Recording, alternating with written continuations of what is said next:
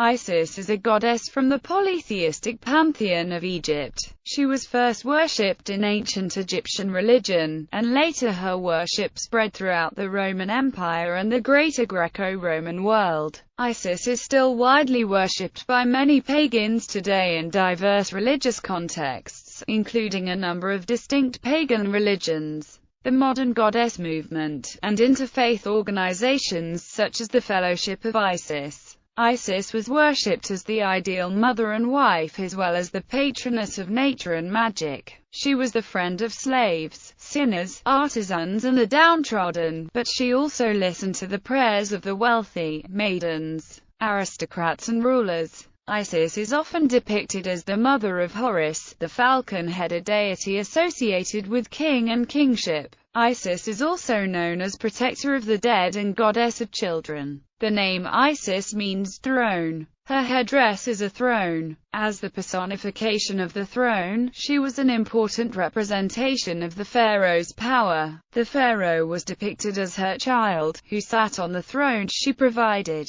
Her cult was popular throughout Egypt, but her most important temples were at Babiat el-Hagar in the Nile Delta, and, beginning in the reign with Nectanebo I, on the island of Philae in Upper Egypt. In the typical form of her myth, Isis was the first daughter of Geb, god of the earth, and Nut, goddess of the sky, and she was born on the fourth intercalary day. She married her brother, Osiris, and she conceived Horus with him. Isis was instrumental in the resurrection of Osiris when he was murdered by Set. Using her magical skills, she restored his body to life after having gathered the body parts that had been strewn about the earth by Set. This myth became very important during the Greco-Roman period. For example, it was believed that the Nile River flooded every year because of the tears of sorrow which Isis wept for Osiris. Osiris's death and rebirth was relived each year through rituals.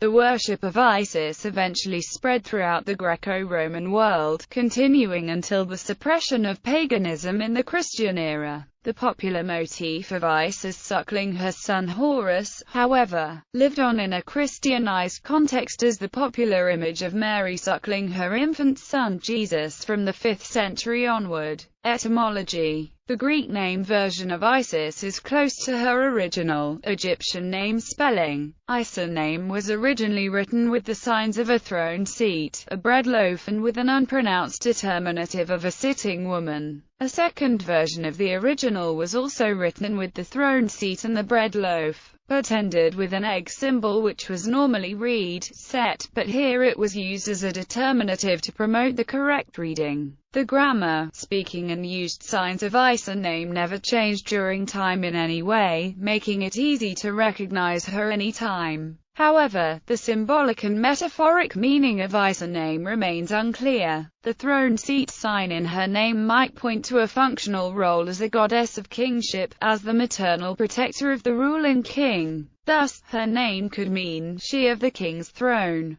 But all other Egyptian deities have names that point to clear cosmological or nature elemental roles. Thus, the name of Isis shouldn't be connected to the king himself. The throne seat symbol might alternatively point to a meaning as throne mother of the gods, making her the highest and most powerful goddess before all other gods. This in turn would supply a very old existence of Isis, long before her first mentioning during the late Old Kingdom. But this hypothesis remains unproven. A third possible meaning might be hidden in the egg symbol, that was also used in Isa name. The egg symbol always represented motherhood, implying a maternal role of Isis. Her name could mean mother goddess, pointing to her later, mythological role as the mother of Horus. But this remains problematic, too. The initial mother goddess of Horus was Hathor, not Isis. Principal features of the cult. Origins. Most Egyptian deities were first worshipped by very local cults, and they retained those local centers of worship even as their popularity spread, so that most major cities and towns in Egypt were known as the home of a particular deity.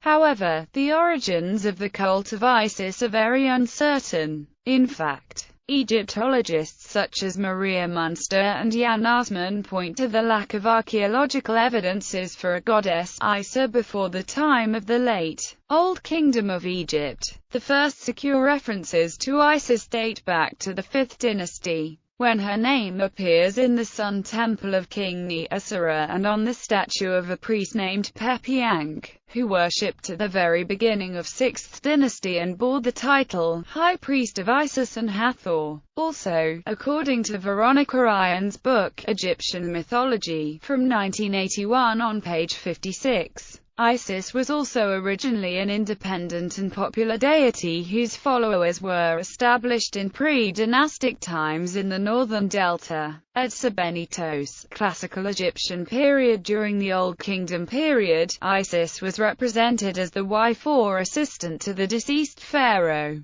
Thus she had a funerary association, her name appearing over 80 times in the pharaoh's funeral texts. This association with the pharaoh's wife is consistent with the role of Isis as the spouse of Horus, the god associated with the pharaoh as his protector, and then later as the deification of the pharaoh himself. But in addition, Isis was also represented as the mother of the 4 sons of Horus, the 4 deities who protected the canopic jars containing the pharaoh's internal organs. More specifically, Isis was viewed as the protector of the liver jar deity, Imseti. By the Middle Kingdom period, as the funeral texts began to be used by members of Egyptian society other than the royal family, the role of Isis as protector also grew, to include the protection of nobles and even commoners. By the New Kingdom period, in many places, Isis was more prominent than her spouse. She was seen as the mother of the pharaoh, and was often depicted breastfeeding the pharaoh. It is theorized that this displacement happened through the merging of cults from the various cult centers as Egyptian religion became more standardized. When the cult of Ra rose to prominence, with its cult center at Heliopolis, Ra was identified with the similar deity, Horus.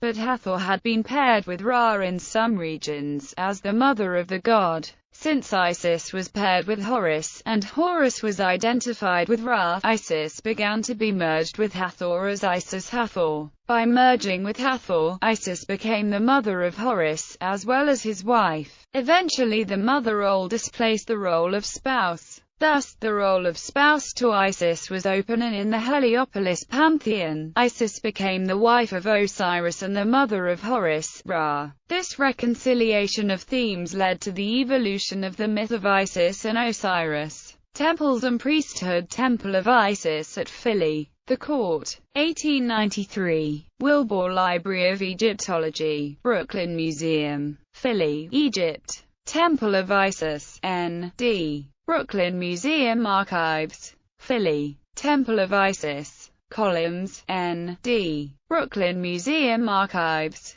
Philly. Temple of Isis. N.D. Brooklyn Museum Archives. Isis worship typically took place within an izium. In Egypt, Isis would have received the same sort of rituals as other Egyptian deities, including daily offerings. She was served by both priests and priestesses throughout the history of her cult. By the Greco-Roman era, the majority of her priests and priestesses had a reputation for wisdom and healing, and were said to have other special powers, including dream interpretation and the ability to control the weather, which they did by braiding or not combing their hair. The latter was believed because the Egyptians considered knots to have magical powers. The cult of Isis and Osiris continued at Philly up until the 450s CE, long after the imperial decrees of the late 4th century that ordered the closing of temples to pagan gods. Philly was the last major ancient Egyptian temple to be closed.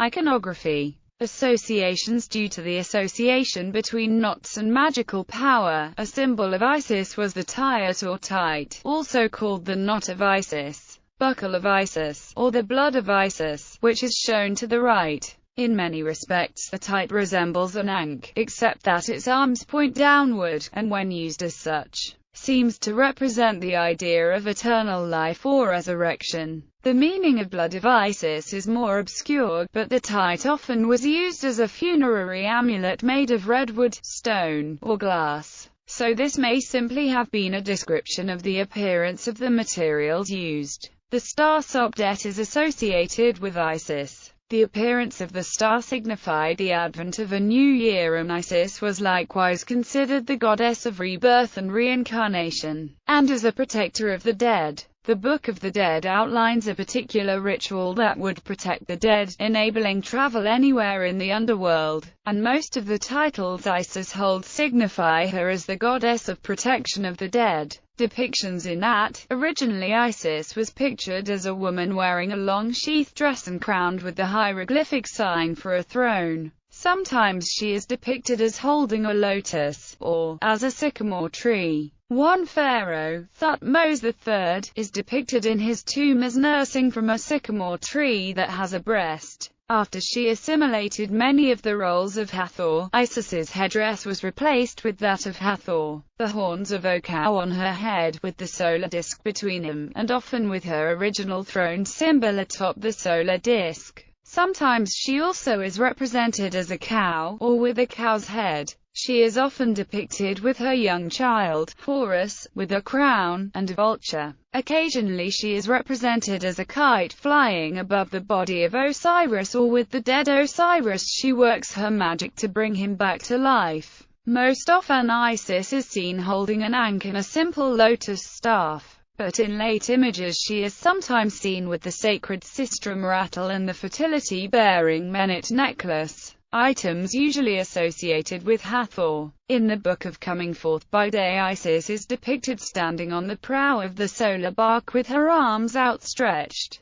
Mythology. Sister wife to Osiris. During the Old Kingdom period, the pantheons of individual Egyptian cities varied by region. During the 5th dynasty, Isis entered the pantheon of the city of Heliopolis. She was represented as a daughter of Nut and Geb, and sister to Osiris, Nephthys, and Set. The two sisters, Isis and Nephthys, often were depicted on coffins, with wings outstretched, as protectors against evil. As a funerary deity, she was associated with Osiris, lord of the underworld, and was considered his wife. A later myth, when the cult of Osiris gained more authority, tells the story of Anubis, the god of the underworld. The tale describes how Nephthys was denied a child by Set, and disguised herself as her twin, Isis, to seduce him. The plot succeeded, resulting in the birth of Anubis. In fear of Set's retribution, Nephthys persuaded Isis to adopt Anubis, so that Set would not find out and kill the child. The tale describes both why Anubis is seen as an underworld deity, and why he could not inherit Osiris's position, neatly preserving Osiris's position as lord of the underworld. The most extensive account of the Isis-Osiris story known today is Plutarch's Greek description written in the 1st century CE, usually known under its Latin title De Isi de Osiride. In that version, Set held a banquet for Osiris in which he brought in a beautiful box and said that whoever could fit in the box perfectly would get to keep it. Set had measured Osiris in his sleep and made sure that he was the only one who could fit the box. Several tried to see whether they fit. Once it was Osiris's turn to see if he could fit in the box. Set closed the lid on him so that the box was now a coffin for Osiris. Set flung the box in the Nile so that it would drift far away. Isis went looking for the box so that Osiris could have a proper burial. She found the box in a tree in Byblos, a city along the Phoenician coast, and brought it back to Egypt, hiding it in a swamp. But Set went hunting that night and found the box. Enraged, Set chopped Osiris's body into 14 pieces and scattered them all over Egypt to ensure that Isis could never find Osiris again for a proper burial. Isis and her sister Nephthys went looking for these pieces, but could only find 13 of the 14. Fish had swallowed the last piece, his phallus. With Thoth's help she created a golden phallus, and attached it to Osiris's body. She then transformed into a kite, and with the aid of Thoth's magic conceived Horus the Younger. The number of pieces is described on temple walls variously as 14 and 16, one for each nome or district. Mother, sister of Horus. Yet another set of late myths detail the adventures of Isis after the birth of Osiris's posthumous son, Horus. Isis was said to have given birth to Horus at Chemus, thought to be located on the Nile Delta. Many dangers faced Horus after birth, and Isis fled with the newborn to escape the wrath of Set, the murderer of her husband. In one instance, Isis heals Horus from a lethal scorpion sting. She also performs other miracles in relation to the Sipi, or the plaques of Horus. Isis protected and raised Horus until he was old enough to face Set, and subsequently become the pharaoh of Egypt. In some stories, Isis is referred to as Horus's sister. Magic. It was said that Isis tricked Ra into telling her his secret name, by causing a snake to bite him, the antidote to whose venom only Isis possessed. Knowing his secret name thus gave her power over him. The use of secret names became central in many late Egyptian magic spells. By the late Egyptian historical period, after the occupations by the Greeks and the Romans, Isis became the most important and most powerful deity of the Egyptian pantheon because of her magical skills. Magic is central to the entire mythology of Isis, arguably more so than any other Egyptian deity. Isis had a central role in Egyptian magic spells and ritual, especially those of protection and healing. In many spells her powers emerged with those of her son Horus. His power accompanies hers whenever she is invoked. In Egyptian history, the image of a wounded Horus became a standard feature of Isis's healing spells, which typically invoked the curative powers of Isa milk.